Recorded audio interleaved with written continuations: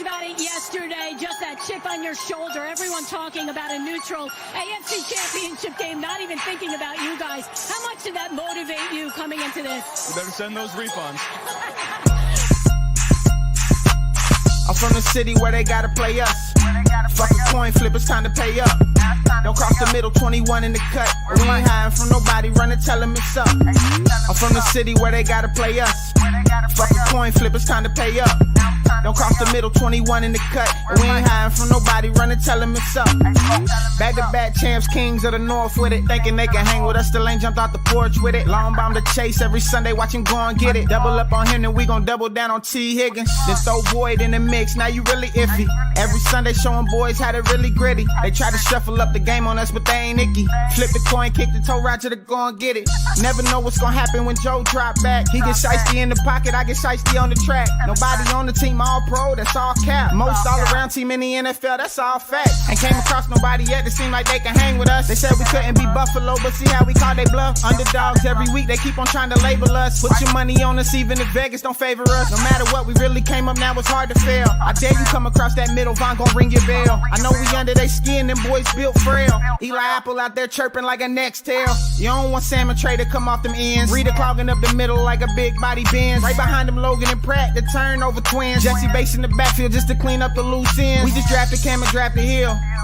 Instant gratification every time that they on the field. We can't go back to what we was, cause that's the loser way. It's been hard to throw on us since we picked up a Woozy. It's like win after win, feel like we could really do it. Zach Taylor doing his thing for the city, I give it to him. And I bet Samaji will find a hole if you give it to him. Hayden Hurst don't need a hole, he just plan on running through him. Just hand it off to 28 and let him do the dash. Getting hit by BJ Hill probably feel like a car crash. Every week it seem like Lou digging deeper in his bag. And if the game on the line, all my favorite money match.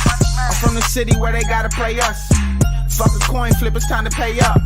Don't cross the middle, 21 in the cut. And we ain't hiding from nobody, run and tell them it's up. I'm from the city where they gotta play us. Fuck a coin flip, it's time to pay up. Don't cross the middle, 21 in the cut. And we ain't hiding from nobody, run and tell them it's up. What do we say, Dolph? That's right, they gotta play us. What's up, y'all? Welcome to the show. First time in 3 weeks, I'm back on the show. I have a very special guest. I'll get them in a minute. But first, if you do me a favor, if you found the show, hit that like and subscribe button, smash that thumbs up. You guys are awesome. I've been gone for 3 weeks, and I still added people. I'm up to 2,208 subscribers. As always, I appreciate every single one of you guys. If you guys are watching Facebook or YouTube, or excuse me, Facebook or Twitter, and you've not yet subscribed to my show, why not? Please do so. Please go to the YouTube channel, Bengals Talk with Strawberry Ice. Hit the subscription button, hit the bell for the notification. Every time I go live, you'll be notified. Also, exclusively in the YouTube chat crew, we're doing super chats. So if you want to do something to support the show, or just you got a question that you want Paul Dehner Jr. to answer, give me a super chat. I greatly appreciate it. And as always, I'm coming to you live from this glorious place here down here. It's called the Ice Cave, and the Ice Cave is brought to you by T Properties. T Properties, quality housing for quality people. Check out the website at www.tpropertiesllc.com for all your rental property management needs and your rental needs. And you know what? I wear it every single day. We had a huge success this past weekend at Ashton Oaks for the first annual Jackpot Joey golf outing. It was an absolute blast. We raised $10,000 that we will be donating to the Joe Burrow Foundation. We are going to do it again. We got a cornhole tournament coming up in August. I don't know the date off the top of my head right now, but it's on my Twitter feed. So it's at Brink Brewery. So if you guys are into cornhole and having some fun and making some money for a great cause, check it out. But I said, jackpotjoey9.com, get the hats, get all that stuff. What's up to everybody in the chat? Nicholas is in there first. Houday, Jerome's in there. Matt's in there. Chuck's in there. Stranger, what's up, brother? Jeremy and Jerome again. All right, guys. I didn't retire. I did not retire. I worked on my kitchen. All right, people. I tore 2 walls down in my kitchen and redid everything. It was a pain in the butt. It took me a long time. Anyway, enough of that. Let's get to the reason everybody's here. And it's definitely not me. It's Paul Dehner Jr. Paul, what's going on, brother? That was quite a roar. I like that.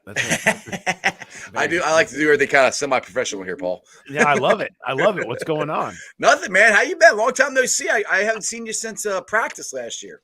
I know. Yeah, no, it's good. A lot has happened, but we're slowing down now, which is kind of nice, and but it won't be long. I mean, you can count down the days till I'll see you back out there at camp again. I'm sure once they get things going the end of July. I'm trying not to think about that right now. I'm trying to enjoy a little bit of downtime.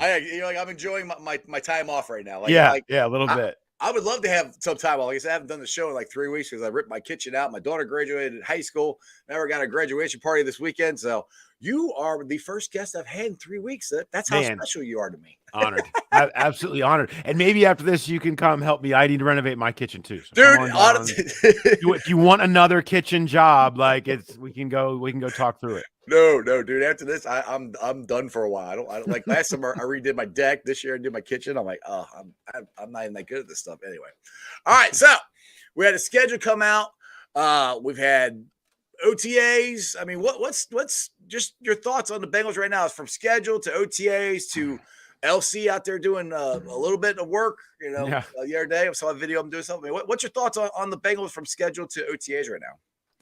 Yeah, I mean, they're taking advantage of being in a great spot right now. I think they have so much continuity. They have so many things settled. They have such a deep roster. They're living really a life of NFL luxury in a lot of ways, just because so many teams right now are really sifting through a ton of new, a ton of unknowns, a ton of roster battles, and a ton of wondering what's going to happen if a starter goes down here or if a system doesn't connect with a certain player there. And the Bengals just really don't have hardly any of that. I mean, when you've got everybody that has been around here and knows what's going on, I mean, sure, you're blending in the Irv Smiths and some of the free agent pieces, and Orlando Brown's making his way in, and you got the rookie class, but everybody has that stuff. Right. There's, the fact that they have so many things settled, their roster is so stacked. Burrow at the helm. I just feel like they're really taking advantage of that and in a great place right now. And it's hard to feel anything other than positive and optimistic and just let the train keep rolling until you get ready for camp. Exactly. Now, I was listening to your podcast on Wednesday, and you guys, and I don't know if I realize this or not, but you guys are saying that the Bengals are they're the new era, the new way to practice, where you guys were making fun of, like, they didn't really do anything the first couple of weeks, but that's the way things are going. I mean, we've already had a couple injuries from other teams, and for me, that's refreshing that the Bengals are doing stuff like a new way, new era. I mean, that's what the Zach Taylor era has been, of doing things differently than they've done in the past. Yeah, he's really organizationally, they've not been afraid to do things differently than they've done here, or and honestly, in some respects, the way that the rest of the league is. And it's hard not to come away from that when you watch me. I've been on this beat for 13, 14 seasons now. And so I've seen what the offseason programs traditionally look like. I know what they're like at other teams. And this is just so drastically different. I mean, yeah, they're getting work in, but they're not putting on helmets. They're not getting after each other. It's not a proving ground right now. And so often that is what this time of year can be, especially for young players, for rookies that are coming in. They're trying to make an impression. They are trying to set a tone that this is not the time for that. Mm-hmm. And for everybody to know that. And that came from conversations with their players, experiences from the last 2 years of understanding where the real value comes from this time of year. And in their mind, it's building a culture. So having everybody here, having people involved, having people, feel like they're getting their work in, but also staying sort of mentally fresh and not beating each other up. And it'd be one thing because this is very similar to what they did last season. Right. And because they played in the mid-February, it was a long season. And then they realized 10 in a row too. 10 in a row. Well, that's my point. So last offseason, coming off the Super Bowl, they did it, and that was understandable because it had gone so long and everything else that had gone on. But they went through that and said, you know what? We got all the work done we wanted to in camp. We felt like we stayed healthy and refreshed, and we were playing our best football at the end of the year. Why would the proof is in the pudding there? There's a proof of concept that this worked really well. So they kind of hit the button again and said, let's do that again. Let's lean into that, even though the season didn't go quite as long and there's some other different variables in there. Keep doing that. And Zach sort of told me the same thing in that, look, if he was a new coach or in a different scenario, he would maximize all 16 opportunities, but he's not. So they took 7, and really one of them kind of a throwaway because they don't feel like they have to go that way. They trust their players. They listen to their players. who are telling them we don't want to put ourselves in harm's way with all this stuff. And so I think that's why it's going the way it is, and that is a life of luxury in the NFL. When you don't have to deal with all that other stuff, you can do things like reward players. You know, and how many players told me, and it just makes you, when you get to camp and into the season, be so much more ready to go and give back, because you know the coaching staff did you a solid in the offseason and listened to you and understood where you were coming from. And so I just feel like there's a lot of trust between players and coach right now that everybody's going to be ready to go when camp comes. So let's not put anybody in harm's way in the offseason. What did Teddy K say? So was it you or what was his quote he said to Zach? He said that you're the best. He's the best scheduler ever. and he said that to me. And then we were going on with our interview. We were talking in the hallway, and Zach walked behind us, and I sort of stopped Ted and said, Zach, Ted called you the best scheduler ever. Yeah. And they both kind of like laughed and pointed at each other like, I got you, you know what I mean? And so it was kind of a fun little moment. But I think it's just kind of a point of, and Ted Karras has been very complimentary of Bill Belichick and everything he did in New England before coming here, but pointed out, this is a different way of approaching it here. And he's really appreciated it for what it is, and the trust that it shows in players to keep themselves ready and everybody to be able to get in the work they need to in the time allotted. Yeah, I mean, the thing is, like, it's a long season. They go to the Super Bowl. Excuse me, when they go to the Super Bowl this year, you're at 20 games. I mean, that's a hell of a lot of football to play, and there's no reason to go out there in May and be killing yourself, because you got a long season, so it makes complete sense. And it's not that they're not doing anything. The intricacies of the offseason are weird. Well, it's a lot of teams you have options. You can go when you go into phase 2, and you can put on helmets, and you can do 7-on-7, 9-on-7, 11-on-11. Again, you got helmets on. There's a different mentality and a speed to that.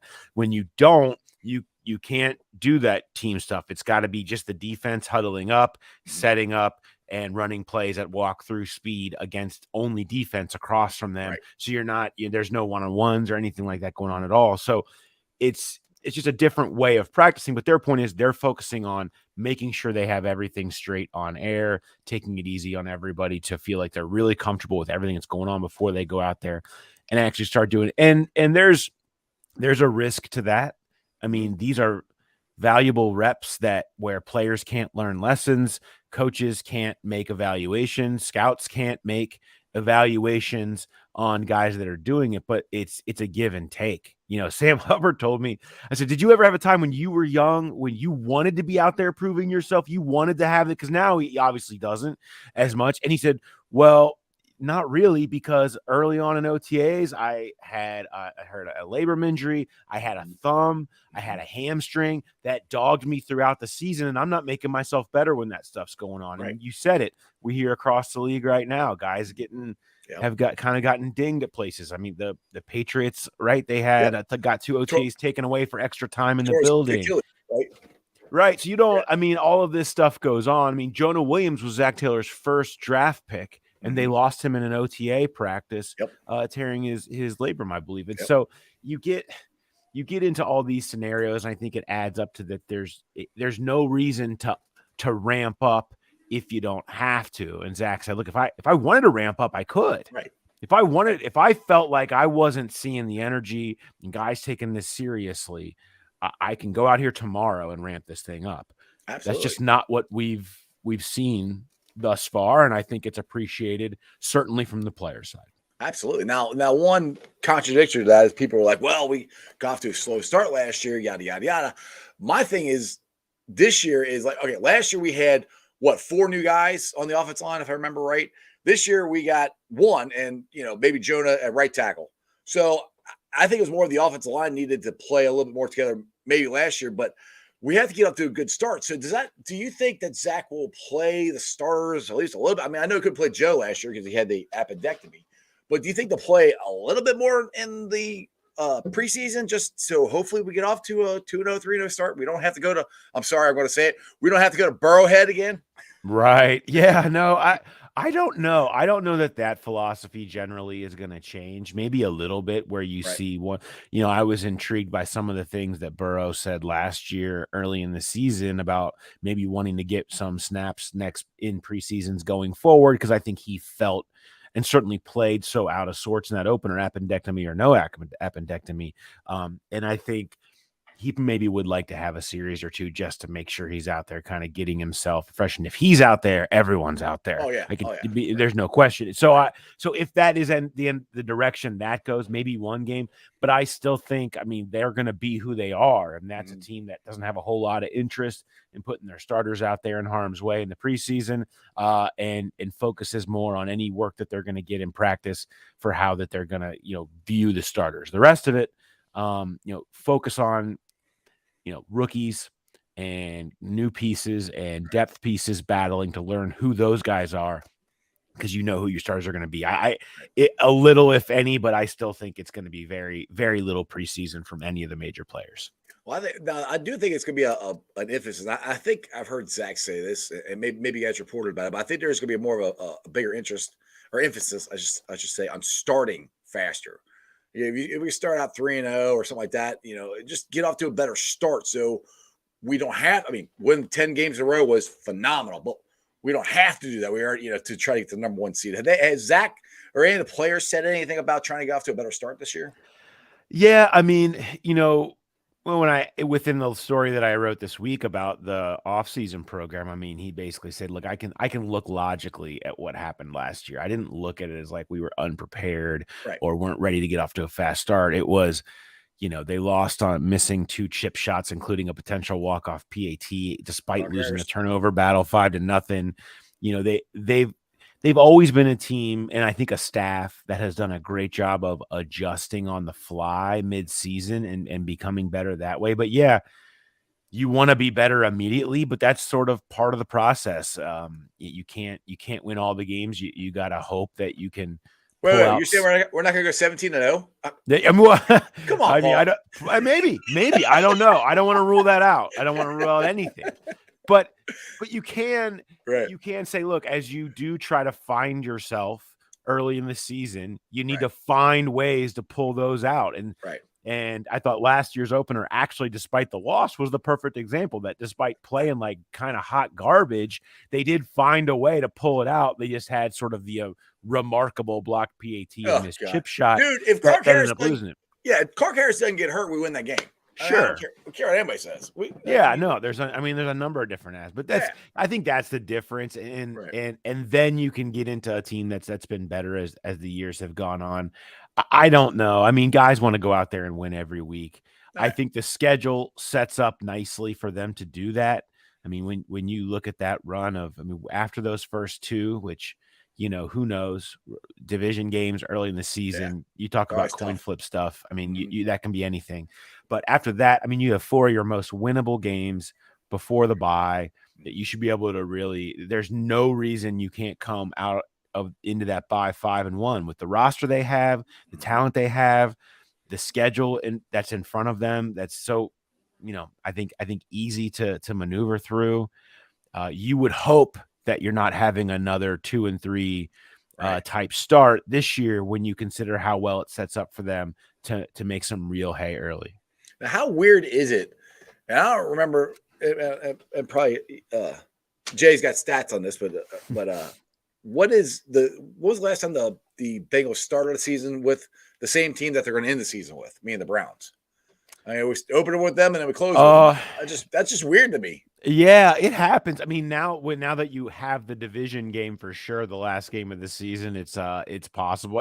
I want to say it's happened before. I feel like a Ravens game might have done that. What was it? Maybe I'm sure it had.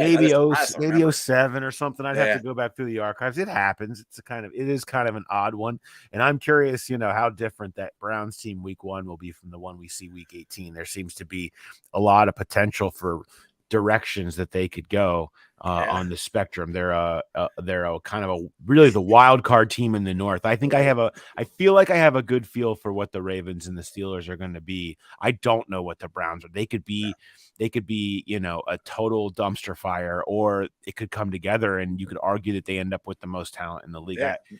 It's so much of it hinges on whether Watson turns into a little bit of who he was, or more of who he was last year instead of the guy he was in Houston. Right. I mean, if he gets back to the 2020 or version of 2019 version, then they might have something. If they don't, then like you said, it could be a dumpster fire and implode on them like that. Now, I don't know if you can see it now, but I'm wearing 75, so this is Orlando Brown's there you go. number. First of all, I got to meet Orlando in person last Friday down there at the Holy Grail. How cool of a guy is Orlando? I mean, he just seems very nice and upfront and very personable. I mean, that's just him meeting a guy like me who doesn't know from a hole in the wall. I can't imagine what it's like dealing with him in the locker room or how he relates to his teammates. Yeah, it's been fun. I mean, he's been a fun addition to watch. There's a lot of guys. I went, during rookie camp or that day, I went through the locker room and spent a lot of time just kind of trying to BS with some of the rookies to get to know them, introduce myself.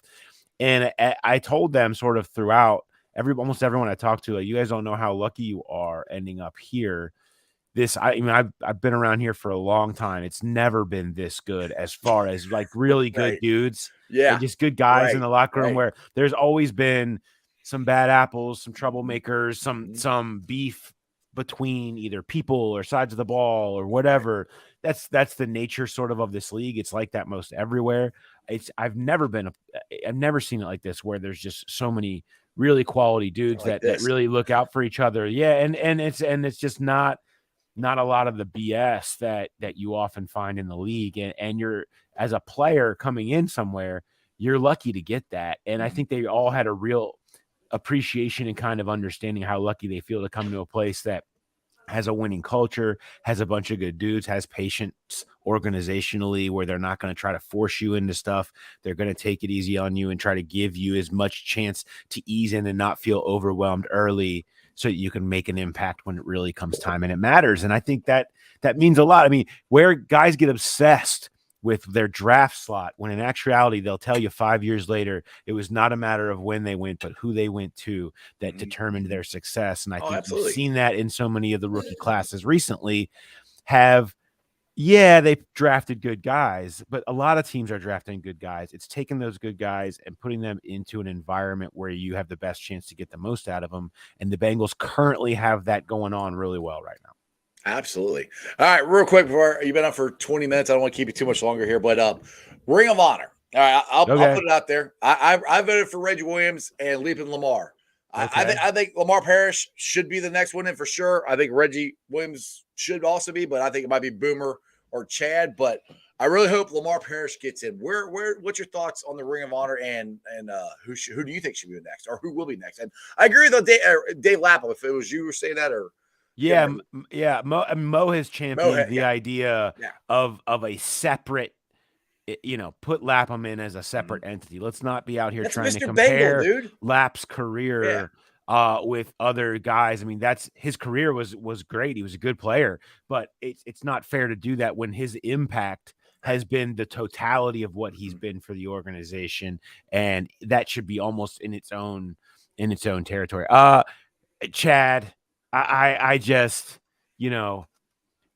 Chad did things when we start talking about totality for as I think the best receiver that this franchise has seen, the biggest personality, the ability to make the Bengals cool again, everything that he brought. I just think it adds up, and I just think it's time for Chad. I totally respect people that put Isaac in last year, and I like that. I had zero issue with that. I did vote Chad last year too. I just think he is just monumental in Bengals history, and a guy that should have his name in there. What do I think will happen? I probably think that you'll see Boomer go in this time, just because he's Boomer. and he's who he is. I have a couple of guys that I am sort of championing that I don't think I hear enough about. And one is Tim Crumry. Yes. I have been on Team Crumry here for a while. He was a beast, dude. I don't. People get obsessed with the leg injury. The reason that was such a massive injury in the Super Bowl is because he was a game-changing defensive tackle for a decade at a position that is thankless, that is anonymous. He absolutely changed games. He was a mentality guy where the way he practiced, the intensity he played with, just it affected everybody. I think Tim Crumry does not get enough run. I'm a big Corey Dillon guy, but not necessarily, more so for the Hall of Fame than the Ring of Honor.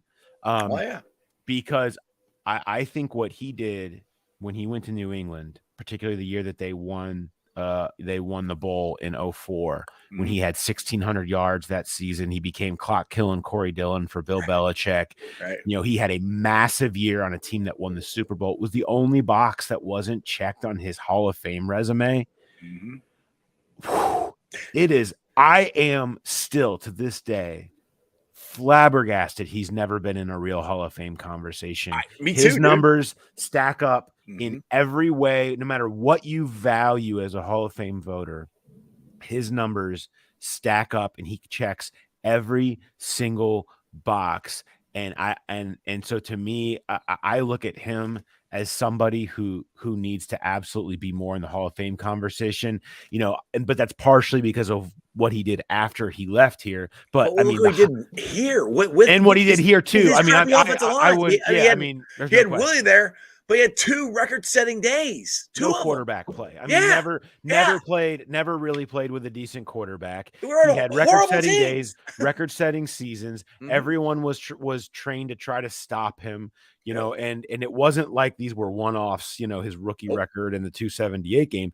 I mean, he did this consistently, thousands of yards, per carry, per season, per game, highs. And then you throw on at the end what he did I'm a big proponent of I think Corey deserves a lot more respect in the big picture. But yeah, I don't know who ends up going. I think if I was putting my money down on who ends up getting it, I would say Chad and Boomer. I think their personalities help buoy them up to the top this year on a list where it's pretty wide open.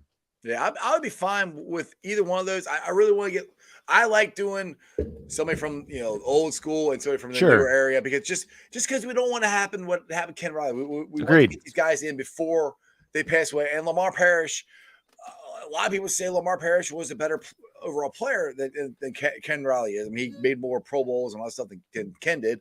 But bar none, they both are 2 really good cornerbacks, and at least want them both in to the Ring of Honor. So that's one for me is Lamar Parrish. I think he should go in.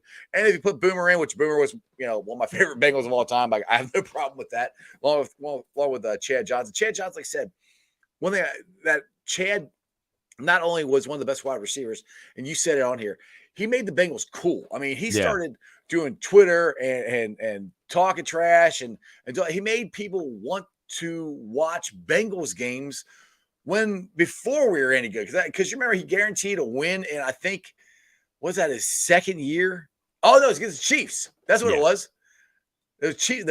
And Peter Warwick had the punt return back, and I'm like, yeah, right, we're gonna beat the Chiefs. When we did it. So I mean, just stuff like that's legendary that just made Chad who he is and why the Bengals fans love him. So I mean, I agree with Chad's a one of a kind. Anyway, Paul, you've been on for 28 minutes. I appreciate it. Tell me about your podcast, your articles, and when are you guys doing your where you pick a game and go back and rewatch it? You guys figured that out yet? We have figured out what the game is. We haven't announced it yet. I'm super excited about it. Let me just say, somebody we've talked a bunch about in this in this podcast is going to be featured prominently in it. It's from an era that we haven't really touched on yet in all of our rewatches, but I'm really excited about what that's going to be. We have picked that game, so that'll be coming up. We do all that stuff in the dead period, which is between when training camp ends or training camp starts and when the OTAs mandatory mini camp ends. So that'll be June, July. You'll see that pop up then, along with we'll bringing 2-on-2 back, which we did last year, which is kind of it really diving into some of the relationships that make everything go across different parts across the team or tangentially connected to the team that you don't always think about. Some people that don't get as much pub and run, we like to kind of give them a chance to talk and just kind of keep it real light and fun. So that's coming as well during that period. We're excited about all that stuff. So that's coming up at Paul Dehner Jr. on Twitter, The Athletic. You can get we always have subscription deals going. You can just go and click on any of the stories we have up and subscribe there. And we always love to have you hear that podcast growling. We're once a week right now, and then once we get to camp, we'll ramp it back up to our 2 to 3 times a week once we really get it going. Oh, Paul, I appreciate it. You're catching up. Jay's been on 4 times. You've been on twice now. I know, man. I feel behind. I can't let Jay run off with this. You're easing up on it. By the way, though, I got to tell you. Is there a board back there with everybody marked off? I should start marking it off back here. There you go. I'll have a race. Impressive. But your microphone is one of the coolest ones. It reminds me of the Cracker video back in the day. Yeah, I got this. Exactly. I need to get something fancy and new, more old timey. Yes, the old timey ones with exactly silver. That's what I need to do. I need to do that. Maybe next time you have me on, maybe I'll have an old timey microphone. That would be awesome. I'm jealous of that one. All right, Paul. Appreciate you, brother. See you. Have a good one. Good day. See ya. All right, guys. Like I said, go check out The Athletic. Go subscribe to Paul Dehner Jr. Go subscribe to Jay Morse. Those guys are awesome. They've been on my show. They talk to me at practice. They're fun.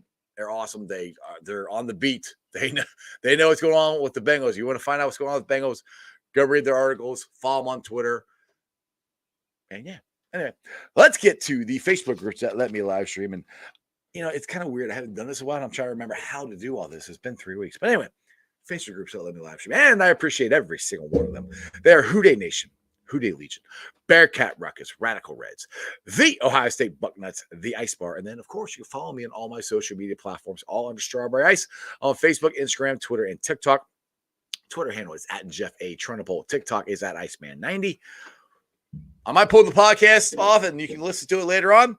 I might not, but if I do, it's on BeanPod, Apple iTunes, Spotify, Google, Stitcher Play, pretty much wherever you get your podcast. Please make sure you rate, like, and review. Leave a 5-star review and a comment. Some more Bengals fans can find my podcast. YouTubers, we're at, 2,208 subscribers. You guys are awesome. Like I said, I haven't been on. This is the first time in 3 weeks I've done a show. Man, I've missed this. This is fun. And I didn't lose anybody. I added some people. So you guys are awesome. Bengals Nation Houday Nation is awesome. I appreciate you. Real quick, over the weekend, we had the Jackpot Joey golf outing. We have a check for $10,000 that we are going to donate to the Joe Burrow Foundation as soon as we figure out how to do it. So we're going to donate it, and we're going to make up some more money. In August, we're doing a cornhole tournament at Brink Brewery. The details are on my Twitter feed. The details are also on Matty Myers' Facebook page. So go check that out.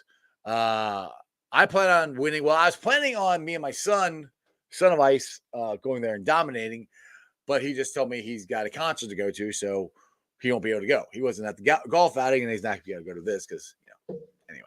So make sure you guys go sign up. DM Matty Myers if you are interested in getting to the cornhole tournaments in August. Again, look at my Twitter feed. It's on there. It's on my Facebook page as well for all the details.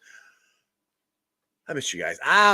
Next week, Monday and Tuesdays, like holidays for me, so I won't be doing one Monday.